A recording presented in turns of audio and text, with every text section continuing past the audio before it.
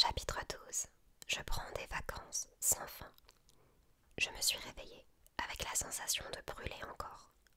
La peau me piquait, j'avais la gorge sèche et râpeuse. J'ai vu des arbres et du ciel bleu au-dessus de ma tête. J'ai entendu le clou-clou d'une fontaine et senti dans l'air un parfum de genièvre, de cèdre et de plusieurs autres plantes odorantes. J'ai entendu des vagues aussi, qui clapotaient doucement contre une grève rocailleuse. Je me suis demandé un instant si j'étais mort, mais je savais bien que non.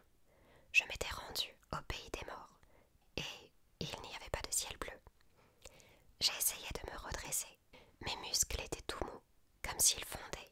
« Reste tranquille, » a dit une voix de fille.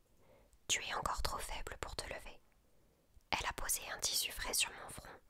Une cuillère de bronze a plané au-dessus de moi, et son contenu a coulé dans ma bouche. Le liquide a apaisé la brûlure de ma gorge et m'a laissé un arrière-goût de chocolat tiède dans la bouche. Le nectar des dieux. Puis, le visage de la fille est apparu au-dessus de moi. Elle avait des yeux en amande et des cheveux couleur caramel tressés en une seule natte sur une épaule. Quant à son âge, 15 ans, 16, difficile à dire, elle avait un de ces visages hors du temps. Elle s'est mise à chanter et ma douleur s'est dissipée. Elle pratiquait de la magie. Je sentais que sa mélodie pénétrait dans ma peau, me soignait et cicatrisait mes brûlures. « Qui ai-je demandé d'une voix rauque. « Chut, brave héros, a-t-elle dit. Repose-toi et guéris. Il ne t'arrivera rien ici. Je suis Calypso. » Quand je me suis réveillée pour la deuxième fois, j'étais dans une grotte. Mais autant vous dire que côté grotte, j'en avais connu de bien pire. Ici, la voûte était couverte de cristaux de différentes couleurs. Vert, blanc, violet, comme à l'intérieur des géodes en verre taillés des magasins de souvenirs. J'étais allongée dans un lit douillet, la tête reposant sur des oreillers de plumes entre des draps de coton blanc. La grotte était divisée en plusieurs espaces par des rideaux de soie blanche. Un grand métier à tisser et une harpe étaient placés contre un mur. L'autre était tapissé d'étagères sur lesquelles s'alignaient d'impeccables rangées de bocaux de fruits. Des bouquets d'herbes séchées pendaient au plafond, du romarin, du thym et un tas d'autres trucs dont ma mère aurait connu les noms. Il y avait une cheminée encastrée dans la paroi de la grotte et une marmite qui bouillonnait sur les flammes. Une délicieuse odeur de bœuf en daube s'en échappait. Je me suis redressée en essayant d'ignorer les élancements qui me traversaient la tête. J'ai regardé mes bras, m'attendant à les découvrir horriblement brûlés, mais ils avaient l'air normaux. Un peu plus roses que d'habitude, mais pas de plaies. Je portais un t-shirt et un pantalon à cordon en coton blanc qui ne m'appartenait pas. J'étais pieds nus. Pris d'une panique subite, je me suis demandé ce qu'était devenu turbulence et j'ai plongé la main dans ma poche. Mon stylo y était, à la place où il réapparaissait toujours. Pas seulement ça, mais le sifflet de glace stygienne se trouvait lui aussi dans ma poche. D'une manière ou d'une autre, il m'avait suivi, et ce n'était pas pour me rassurer. Je me suis levée, au prix de gros efforts. Le sol de pierre était glacé. Je me suis tournée, et j'ai découvert mon reflet dans un grand miroir de bronze poli. « Par Poséidon !» ai-je murmuré. J'avais l'air d'avoir perdu 10 kilos, que je ne pouvais pas me permettre de perdre. Mes cheveux pendouillaient, tout emmêlés et roussis aux pointes, comme la barbe des Phaïstos. Si j'étais en voiture, à un carrefour, et que je voyais un gars arborant ce look s'approcher pour me demander de l'argent, je verrouillerais les portières. Je me suis écartée du miroir. L'entrée de la grotte était sur ma gauche. J'ai fait quelques pas vers la lumière du jour. La grotte donnait sur une prairie. D'un côté, un bosquet de cèdres. De l'autre, un immense jardin fleuri. 4 fontaines ornées de satyres en pierre projetaient leurs jets d'eau par les flûtes de pan des statues, emplissant l'air d'un son cristallin. La prairie descendait en pente douce vers une plage de galets. Les vagues d'un lac s'éteignaient en clapotant sur la rive. Je savais que c'était un lac parce que... Je le savais. C'est tout. De l'eau douce, pas de sel, L'eau scintillait au soleil et le ciel était limpide. L'endroit était paradisiaque, ce qui m'a immédiatement inquiétée. Quand, comme moi, on donne dans la mythologie depuis quelques années, on sait que les paradis sont souvent des lieux où on risque de se faire tuer. La fille à la tresse caramel, celle qui disait s'appeler Calypso, était sur la plage et parlait avec quelqu'un. Je ne voyais pas très bien son interlocuteur, à cause des reflets de lumière sur l'eau, mais ils avaient l'air de se disputer. J'ai essayé de me souvenir de ce que les vieux mythes disaient sur Calypso. J'avais déjà entendu son nom, mais j'avais oublié. Était-ce un monstre? Est-ce qu'elle capturait les héros pour les tuer ensuite? Mais si elle était maléfique, pourquoi étais-je encore en vie? Je me suis dirigée vers elle à pas lents, car mes jambes étaient encore courbattues. Quand l'herbe a cédé à place au galet, j'ai baissé les yeux pour ne pas trébucher, et lorsque j'ai relevé la tête, la fille était seule. Elle portait une robe grecque, blanche, sans manches, avec un décolleté rond et profond, bordé d'un liseré doré.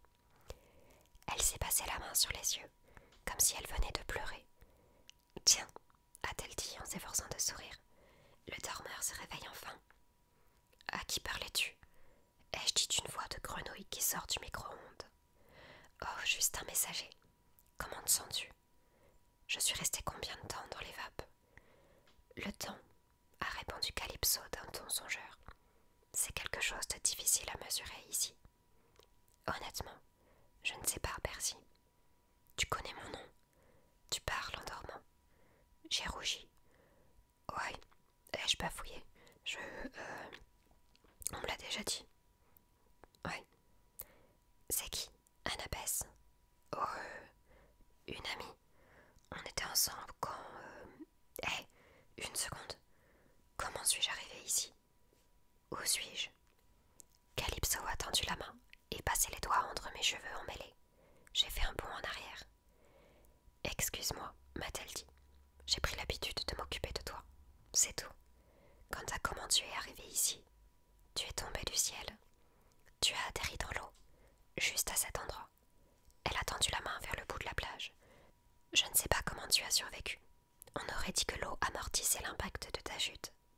Et quant au lieu où tu te trouves, c'est au Gigi. Est-ce que c'est près du mont Sainte-Hélène? Ai-je demandé, car j'étais nulle en géographie. Calypso a ri. C'était un rire retenu, comme si elle me trouvait franchement drôle, mais ne voulait pas avoir l'air de se moquer. Elle était mignonne quand elle riait. Ce n'est près de rien, brave héros. Ojiji est mon île Vendôme. Elle existe par elle-même, nulle part et n'importe où. Tu pourras guérir en toute sécurité ici. Aucune crainte à avoir. Mais mes amis, Annabeth, a dit Calypso, et Grover, et Tyson. Oui, il faut que je les retrouve. Ils sont en danger. Elle m'a effleuré le visage, et je n'ai pas reculé cette fois. Repose-toi d'abord. Tu ne seras d'aucune utilité à tes amis tant que tu ne seras pas rétabli. À peine avait-elle prononcé ces mots que je me suis rendu compte que j'étais exténuée. Tu n'es pas une sorcière maléfique, si? Qu'est-ce qui pourrait te faire croire cela? A-t-elle demandé avec un sourire faussement timide. Ben, j'ai rencontré Circé, et elle aussi, elle avait une île plutôt jolie, sauf qu'elle aimait bien changer les hommes en cochons d'Inde. Calypso m'a de nouveau gratifié de son joli petit rire. Je te promets que je ne te changerai pas en cochon d'Inde, ni en rien d'autre. Je ne suis pas une sorcière maléfique, a affirmé Calypso. Maintenant va te reposer. Tu as les paupières qui clignotent. Elle avait raison. J'ai senti mes genoux ployer, et si elle ne m'avait pas rattrapée, je serais tombée la tête la première sur les galets. Ses cheveux sentaient la cannelle. Elle était très forte. Ou alors c'est moi qui étais vraiment maigre et affaiblie. Elle m'a emmenée jusqu'à un banc capitonné, près d'une des fontaines, et m'a aidée à m'allonger. « Repose-toi » m'a-t-elle ordonné, et je me suis endormie dans le murmure des fontaines et l'odeur de la cannelle et du genièvre. À mon réveil suivant, il faisait nuit, mais je ne savais pas si c'était la même nuit ou plusieurs jours plus tard. J'étais dans le lit de la grotte. Je me suis levée, j'ai enfilé un peignoir, et je suis sortie nu-pied. Les étoiles étincelaient. Il y en avait des milliers, comme on ne le voit qu'à la campagne. J'ai reconnu les constellations qu'Annabès m'avait appris à repérer. Le Capricorne, Pégase, le Sagittaire, voisine de l'horizon sud. Une nouvelle constellation se dessinait. La Chasseresse, en hommage à une de nos amies morte l'hiver dernier. Percy, que vois-tu? J'ai ramené le regard sur terre. Les étoiles avaient beau être étincelantes, Calypso rayonnait 2 fois plus. Je veux dire, j'ai vu la déesse de l'amour en personne, Aphrodite, et je ne le dirai jamais tout haut parce qu'elle me réduirait en cendres. Mais à mes yeux, Calypso était beaucoup plus belle, sans doute parce qu'elle était tellement naturelle. Elle n'essayait pas d'être belle et n'avait pas l'air de s'en soucier. Elle l'était, et c'était tout. Avec ses cheveux tressés et sa robe blanche, elle semblait lumineuse sous le clair de lune. Elle tenait entre ses mains une plante minuscule aux fleurs argentées et ciselées. Je regardais juste. Je me suis surpris à contempler son visage. J'ai oublié. Elle a ri doucement. Eh bien maintenant que tu es levé, tu peux m'aider à planter ces fleurs.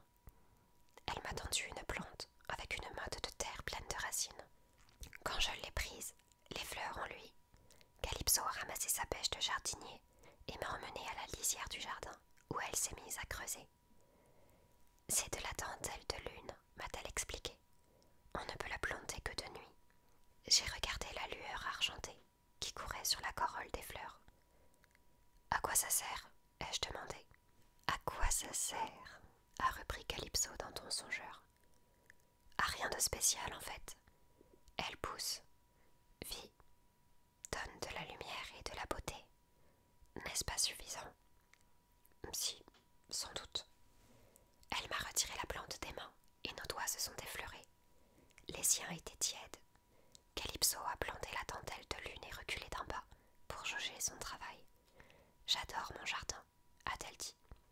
Il est magnifique, ai-je acquiescé. On ne peut pas dire que je sois un mordu de jardinage, mais Calypso avait des charmilles où grimpaient des roses de 6 couleurs différentes, des treillages envahis de chèvrefeuilles et des rangées de vignes chargées de grappes de raisins rouges et violets qui auraient fait saliver d'envie Dionysos. Chez moi, à la maison, ma mère a toujours rêvé d'avoir un jardin. Ai-je confié à Calypso. Pourquoi elle n'en a pas? Ben, on habite à Manhattan, tu sais, en appartement. Manhattan? Appartement? Je l'ai regardé. Tu ne sais pas du tout de quoi je parle. J'ai peur que non. Je n'ai pas quitté Ojiji depuis un bout de temps. Ben, Manhattan, c'est à New York. C'est une grande ville. Il n'y a pas beaucoup de place pour les jardins. Calypso a froncé les sourcils. C'est triste. Hermès me rend visite de temps en temps. Il me dit que le monde extérieur a considérablement changé. Je n'avais pas réalisé qu'il avait changé, au point qu'on ne puisse plus avoir de jardin. Pourquoi tu ne quittes pas ton île? Elle a baissé les yeux avant de répondre. C'est ma punition. Pourquoi? Qu'est-ce que tu as fait? Moi? Rien. Mais mon père? Beaucoup de choses, hélas. Il s'appelle Atlas. Entendre ce nom m'a fait frissonner. J'avais rencontré Atlas, le titan, l'hiver dernier, et je n'en gardais pas un très bon souvenir. Il avait tenté de tuer quasiment tous les gens que j'aimais. Il n'empêche, ai-je rétorqué d'une voix hésitante, c'est pas juste de te punir pour les actions de ton père. J'ai connu une autre fille d'Atlas. Elle s'appelait Zoé.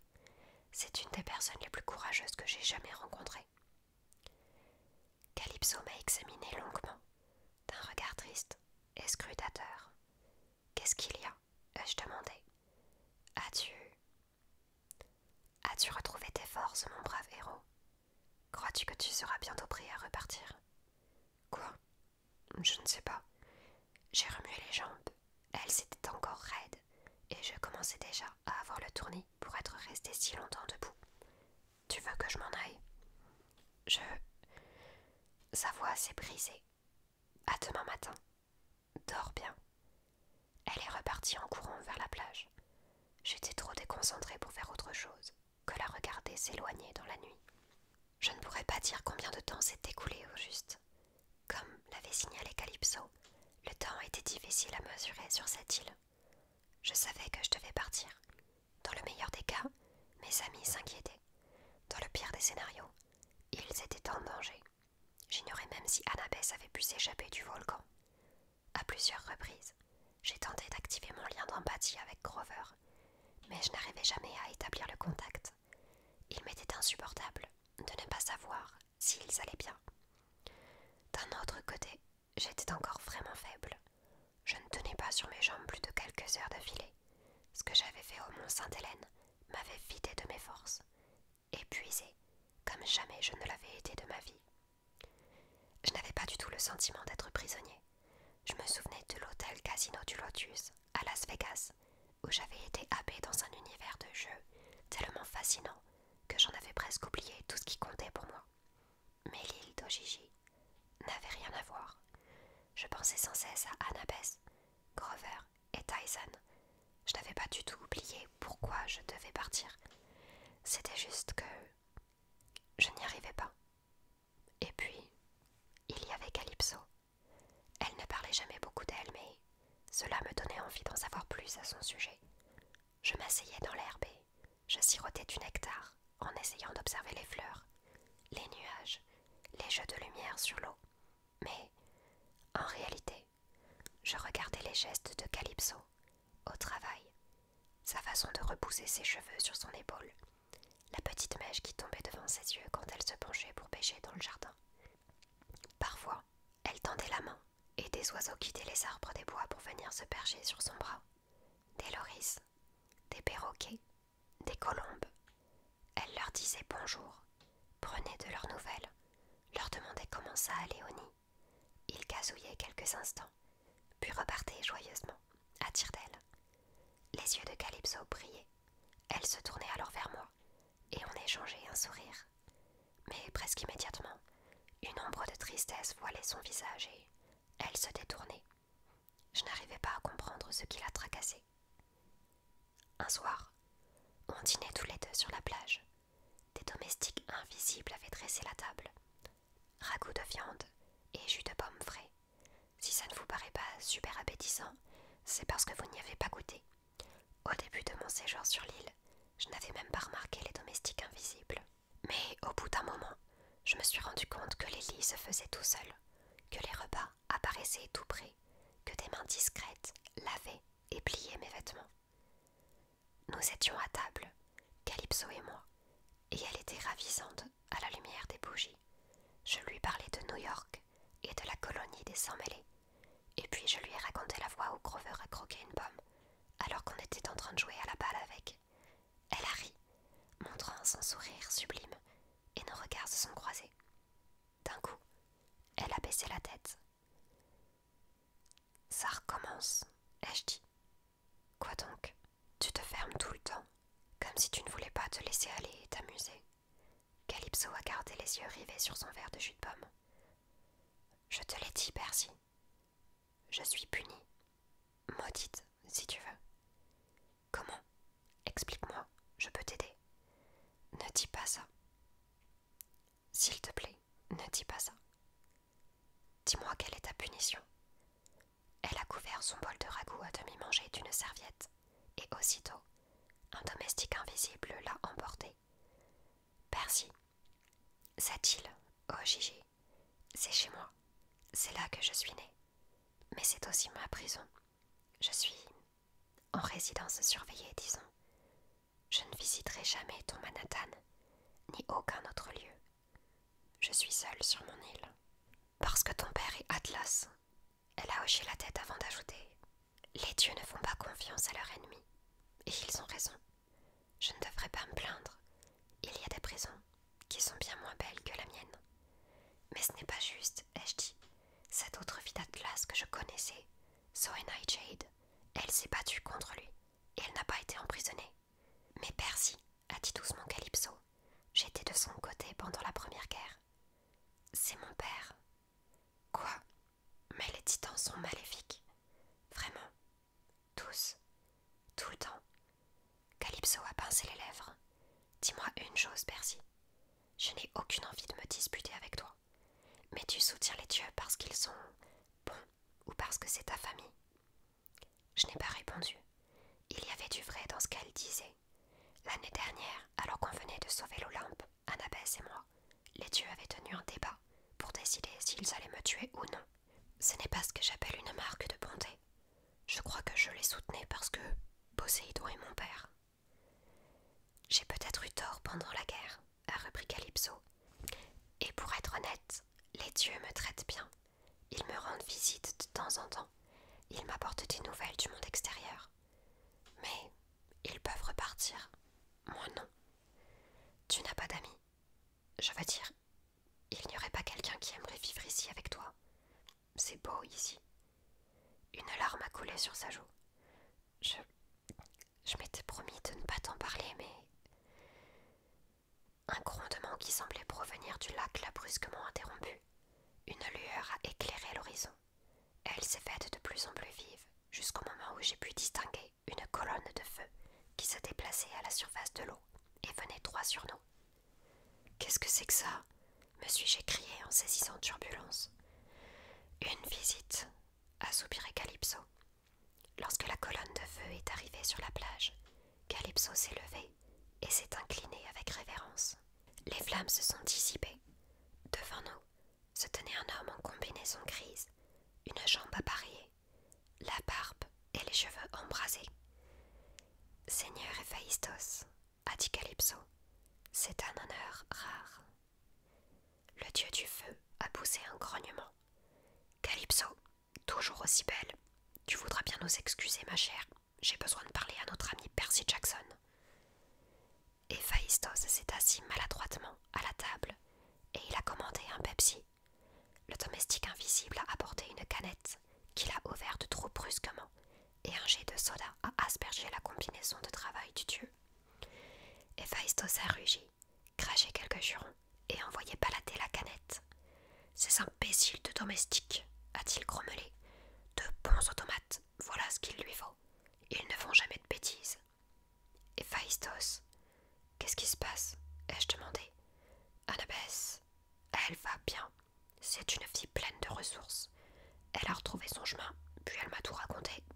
Elle se fait un sang d'encre, tu sais. Tu ne lui as pas dit que j'étais vivant?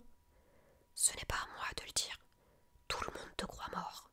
Il faut que je sois certain que tu reviennes avant de me mettre à raconter aux gens où tu es. Comment ça? Évidemment que je vais revenir. Héphaïstos m'a examiné d'un œil sceptique. Il a sorti quelque chose de sa poche, un disque métallique, de la taille d'un iPod. Puis il a appuyé sur un bouton, et le disque s'est transformé en télévision de bronze miniature. Sur l'écran, des images du mont Sainte-Hélène se sont mis à défiler. Un immense panache de flammes et de cendres montait du cratère. On ignore encore si d'autres éruptions sont à venir, disait le présentateur. Les autorités ont ordonné l'évacuation de presque 100 000 personnes par mesure de sécurité. Les cendres retombent sur un vaste périmètre allant jusqu'au lac Tahoe et Vancouver. Si aucune mort n'est à déplorer, plusieurs cas de blessures légères ont été signalés, ainsi que des maladies. Héphaïstos a éteint le poste. Tu as fait du grabuge, on peut le dire. J'ai regardé fixement l'écran de bronze. 500 000 personnes évacuées, des blessés, des malades. Qu'avais-je fait? Les Telchines sont éparpillés, m'a dit le dieu. Certains ont été pulvérisés, mais d'autres ont pu se sauver. C'est certain, je ne crois pas qu'ils se serviront de ma forge de sitôt. D'un autre côté, moi non plus, à cause de l'explosion. Typhon a remué dans son sommeil. Il faut attendre de voir. Je n'ai pas pu le libérer quand même. Je veux dire, je ne suis pas si puissant. Pas si puissant, hein? Le dieu a émis un petit grognement. On pourrait s'y tromper. Tu es le fils du dieu des tremblements de terre, mon garçon. Tu ne connais pas ta force. C'était la dernière chose que je voulais entendre. J'avais perdu le contrôle de moi-même sur cette montagne. J'avais libéré tellement d'énergie que j'avais failli en être pulvérisé, vidé de toutes mes forces vitales. Maintenant, j'apprenais que j'avais quasiment ravagé toute la région du nord-ouest des États-Unis et manquait de réveiller le monstre le plus horrible que les dieux aient jamais emprisonné. J'étais peut-être trop dangereux. Peut-être valait-il mieux que mes amis me croient mort. Et Grover et Tyson, ai-je demandé. Héphaïstos secoua la tête. Aucune nouvelle. J'ai bien peur que le labyrinthe les ait engloutis. Alors qu'est-ce que je suis censé faire? Héphaïstos a grimacé. Ne demande jamais conseil à un vieil estropié, mon garçon. Mais je vais te dire un truc. Tu as rencontré mon épouse, Aphrodite. Elle-même. C'est une maligne, mon garçon. Méfie-toi de l'amour. L'amour te retourne le cerveau, tant et si bien que tu finis par penser à l'envers. Tu prends le haut pour le bas, le faux pour le juste. Je repensais à ma rencontre avec Aphrodite l'hiver dernier, en plein désert, à l'arrière d'une Cadillac blanche. Elle m'avait dit qu'elle s'était prise d'intérêt pour moi, et qu'elle allait me compliquer la vie côté cœur. Rien que parce qu'elle m'aimait bien. Et ma présence ici, ça fait partie de ses plans, ai-je demandé. C'est elle qui m'a fait atterrir sur cette île. Possible, c'est difficile à dire avec elle. Mais si tu décides de quitter cette île, et c'est pas à moi de juger ce qui est bien et ce qui est mal, je t'ai promis une réponse pour ta quête. Je t'ai promis de t'indiquer comment trouver Dédale. Seulement le truc, le voilà. Ça n'a rien à voir avec le fil d'Ariane. Pas vraiment, du moins. Le fil marche, bien sûr. L'armée des titans va essayer de se le procurer. Mais le meilleur moyen de circuler dans le labyrinthe, Thésée était aidée par la princesse. Et cette princesse était une simple mortelle. Elle n'avait pas une goutte de sang divin. Seulement, elle était intelligente. Et elle savait voir, mon garçon. Elle avait la vision claire. C'est donc ce que je veux dire. Je crois que tu sais comment circuler dans le labyrinthe. J'ai enfin saisi. Comment ne l'avais-je pas compris plus tôt? Héra avait raison. J'avais la réponse depuis le début. Ouais, ai-je dit. Ouais, je sais. Alors, tu vas devoir décider si tu pars ou non. Je voulais dire oui. Bien sûr que j'allais partir. Mais les mots sont restés coincés dans ma gorge. Je me suis surpris à regarder vers le lac. Et soudain, partir m'a paru très difficile. Ne décide pas tout de suite, m'a conseillé Héphaïstos. Attends le point du jour. Le point du jour est un bon moment pour prendre des décisions. Est-ce que Dédale voudra bien nous aider? Ai-je demandé. Je veux dire, s'il donne à Luc le moyen de circuler dans le labyrinthe, en est fichu. J'ai vu en rêve comment Dédale a tué son neveu. Ça l'a rendu amer, hargneux et... C'est pas facile d'être un inventeur de génie, a bougonné Héphaïstos. On est toujours seul, toujours incompris. On peut facilement devenir amer et commettre de terribles erreurs. C'est plus difficile de travailler avec des gens qu'avec des machines. Et quand tu casses une personne, tu ne peux pas la réparer. Héphaïstos a essuyé les dernières gouttes de Pepsi de son bleu de travail. Dédale avait plutôt bien commencé, a-t-il ajouté. Il a aidé Thésée et la princesse Ariane parce qu'il lui faisait de la peine. Il a essayé de faire une bonne action, et à partir de là, tout a mal tourné dans sa vie. C'était juste ça. Le dieu a haussé les épaules. Je ne sais pas si Dédale acceptera de t'aider, mon garçon, mais ne juge pas quelqu'un tant que tu ne t'es pas mis à sa forge et que tu n'as pas travaillé avec son marteau. D'accord? J'essaierai. Héphaïstos s'est levé. Au revoir, mon garçon. Tu as fait acte de bravoure en anéantissant les Telchines. Je ne l'oublierai jamais. Cet au revoir m'a paru terriblement définitif. Le dieu s'est changé en colonne de flammes, qui a ensuite glissé à la surface de l'eau pour aller rejoindre le monde extérieur. J'ai marché plusieurs heures le long de la plage. Il était très tard quand je suis enfin retournée à la prairie, peut-être 4 ou 5 heures du matin. Mais Calypso était toujours dans son jardin et soignait les fleurs à la lueur des étoiles. Sa dentelle de lune luisait d'un éclat argenté, et les plantes réagissant à son influence magique jetaient des reflets rouges, jaunes et bleus brillants. Il t'a donné l'ordre de rentrer, a dit Calypso. Pas tout à fait. Il m'a laissé le choix. Elle m'a regardé dans les yeux. J'ai promis de ne pas te le proposer. Quoi? De rester ici? Rester... Tu veux dire pour toujours? Tu serais immortel sur cette île, a-t-elle expliqué d'une voix calme. Tu ne vieillirais et ne mourrais jamais. Tu pourrais laisser les combats à d'autres, Percy Jackson. Tu pourrais échapper à ta prophétie. Je l'ai regardée sidérée. Aussi simplement que ça. Aussi simplement que ça, a-t-elle répondu en hochant la tête. Mais... et mes amis? Elle s'est approchée et a pris ma main dans la sienne. À son contact, j'ai senti un courant de chaleur traverser mon corps. Tu m'as demandé quelle était ma malédiction. Percy, je ne voulais pas te le dire. La vérité, c'est que les dieux m'envoient de la compagnie de temps en temps. Tous les 1000 ans environ, ils laissent un héros s'échouer sur mon rivage. Quelqu'un qui a besoin de mon aide. Je m'en occupe et je me lie d'amitié avec lui. Mais ce n'est jamais un hasard. Les parcs veillent à ce que le genre de héros qu'elle m'envoie. Sa voix tremblait et elle a été obligée de s'interrompre. J'ai serré sa main plus fort. Qu'est-ce qu'il y a? Qu'est-ce que j'ai fait pour te rendre si triste? Elles envoient toujours quelqu'un qui ne peut pas rester, a murmuré Calypso. Quelqu'un qui ne peut pas accepter ma compagnie au-delà d'une courte période. Le genre de personne dont je ne peux pas m'empêcher de tomber amoureuse. La nuit était silencieuse, hormis le chant des fontaines et le clapotis des vagues sur les galets. Il m'a fallu un long moment pour comprendre ce que me disait Calypso. Moi, ai-je fini par demander. Si tu voyais ta tête. Elle a réprimé un sourire, mais ses yeux étaient encore embués. Toi, bien sûr. C'est pour ça que tu te renfermais tout le temps. J'ai vraiment résisté, mais c'est plus fort que moi. Les parcs sont cruels. Elles t'ont envoyé chez moi, mon brave héros, en sachant que tu me briserais le cœur.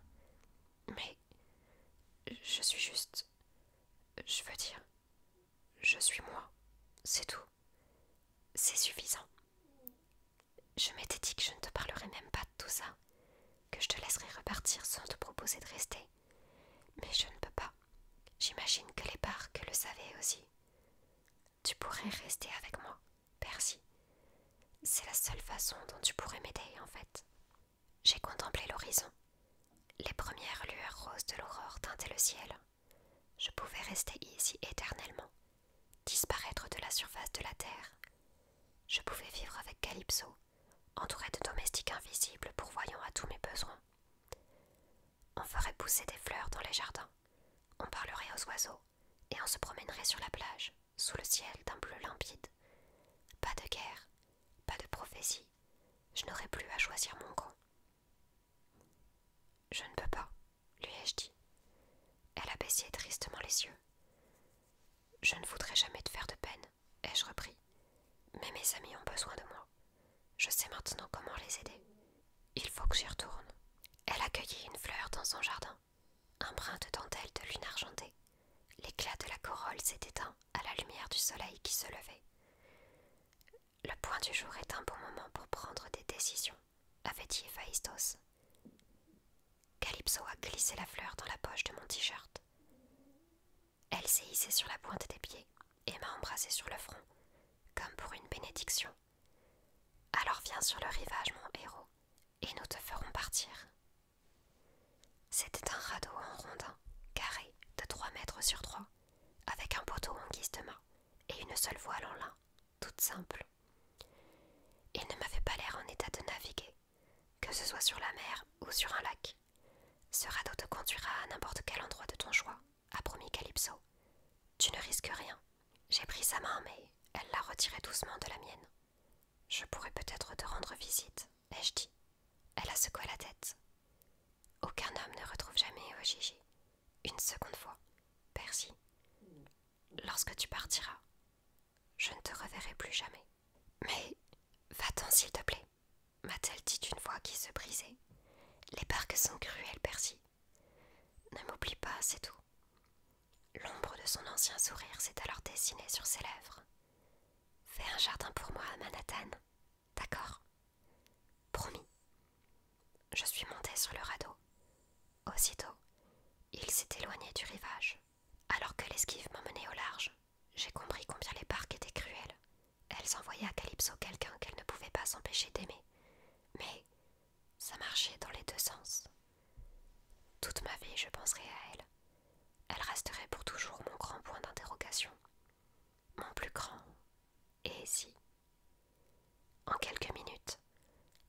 Gigi s'est perdu dans la brume. Je naviguais seule, en direction du soleil levant. Alors j'ai donné mes ordres au radeau. J'ai nommé le seul lieu qui me venait à l'esprit, car j'avais besoin de réconfort et d'amitié. À la colonie des Sans-Mêlés,